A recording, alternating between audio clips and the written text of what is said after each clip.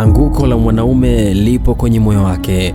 Si kila vita hupiganwa kwa silaha, vingine hupigana kwa mapenzi, na vya mapenzi ndivyo ambavyo mara nyingi huacha majeraha yasionekana machoni. Samsoni aliwahi kutikisa mataifa, hakuangushwa na maelfu maadui zake, aliangushwa na mwanamke aliyempenda Delila.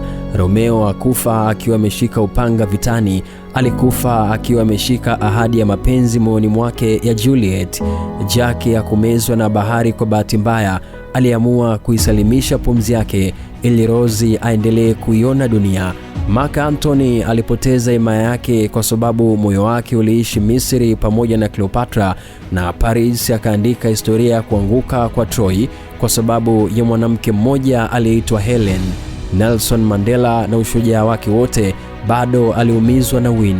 Robert Mugabe ilibaki nusu aionge nchi kwa mke wake Janet. Mwanaume anaweza kuushinda ulimwengu mzima, lakini kama atashindwa kuushinda moyo mwanamke wake, basi anguko lake ni baya sana.